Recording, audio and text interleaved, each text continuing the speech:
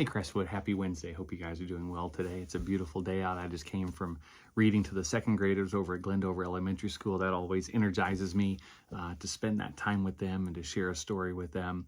And got to enjoy some of God's beautiful sunshine and the beautiful trees here at Crestwood's campus on my walk over there and back. Hope you're experiencing God's beauty today as well.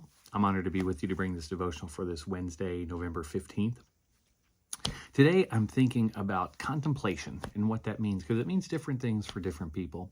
So last week, I was in Arizona at a conference put on by Lexington Theological Seminary at Foothills Christian Church, which is on the north side of Phoenix.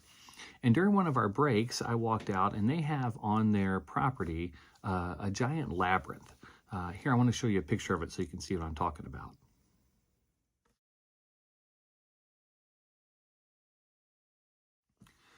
I don't know much about labyrinths, and so I wasn't quite sure what it was there for, but one of my friends who was a part of the conference is a certified labyrinth facilitator.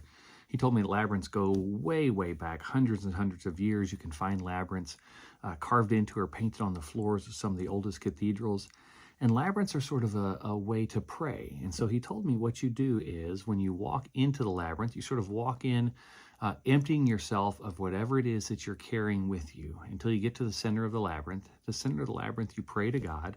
And on the way out, you let God fill you with whatever it is you want, God wants you to know. And so I'd never done this before. And so he encouraged me to have a verse that maybe I would repeat as a mantra as I walked in. And so the verse that immediately came to mind, Proverbs 3, trust in the Lord with all your heart and lean not on your own understanding, and always submit to God, and God will make your paths straight. So think about that concept of making your path straight as you're walking this circular winding labyrinth. It was a really powerful experience for me. I didn't have any lightning bolts or aha moments, but just this idea of taking 20 minutes to walk.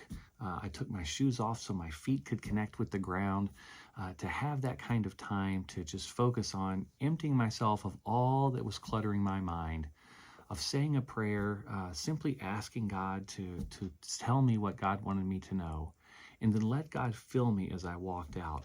Again, like I said, I didn't have any major epiphanies, but what I felt was this profound sense of peace. I felt that God was filling me with peace as I was walking out of that labyrinth, so that when I came out of it, I was grounded in a way I hadn't been grounded before, not just with God's creation and the earth, but also through the filling of God's peace. And just reminds me the importance of pausing in the midst of our day to contemplate God's presence with us in whatever form that takes. And that's the beauty of human beings. That's the beauty of spirituality, is there's no right way to connect with God. It really depends on what means the most to you, what you need the most in the moment. For some of us, we just need 5 minutes of quiet. For some of us, we need to be up and walking around. I'm a very active spirituality in my life, and so the walking was a big part of what helps me connect with God, or hiking or exercising other ways. Some people just want to sit and be still. And the beauty of the labyrinth is you could go as slow or as fast as you wanted. You didn't have to rush through it, but you also didn't have to take forever. You could go at whatever pace matched what you felt God wanted you to do that day. And so I'm wondering, what do you do in your life to ground yourself in God? What are you doing to remove the clutter, to be still in God's presence, to empty yourself of all that fills you up, all the responsibilities, all the cultural debris? How are you finding time to pray? And then when are you asking God to fill you? The idea is if we can create space within us by removing all of that clutter, then that allows room for God's Spirit to come in.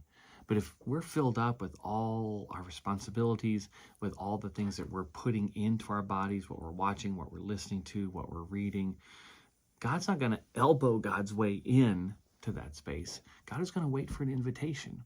And so when we consciously empty ourselves of those things, then we can offer the invitation, God, come in, take up residence, fill me with whatever it is that you want me to know.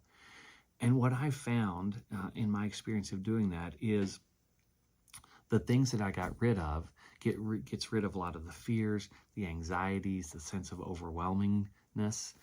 And then what God pours into me gives me that sense of peace, that sense of calm, that sense of assurance, that sense that I'm good enough and that I can get done today what I can get done today, and that's going to be okay. I don't have to try to do more than that. And there really is a sense of peace that comes with that. You know, there's so much in our world that is just tearing apart the peace that we seek to build. Every single day we hear something new. All the more reason for us to focus on that peace, for us to take that time to center ourselves, to ground ourselves, to let God speak into us the word that God wants to speak. Remember, when God created the world, God said, "Let there be light." God speaks creation into us. God speaks peace into us. But we have to be willing to listen. We have to put ourselves in a place where we can hear, above all the din and all the cacophony that's going on in this world, when are we allowing time for God to speak to us? Not in a loud roar, but in a still small voice. Today, I want to encourage you to ground yourself. That can be literally in taking your shoes off and walking through green grass. That can be spiritually, where you just sit, put your feet firmly on the floor, put your hands on your lap, and just be still and empty yourself of all that is getting in the way of your relationship with God, and to let God fill you with God's peace. My prayer, Crestwood, is that you find time today to just invite God in. God bless you, Crestwood.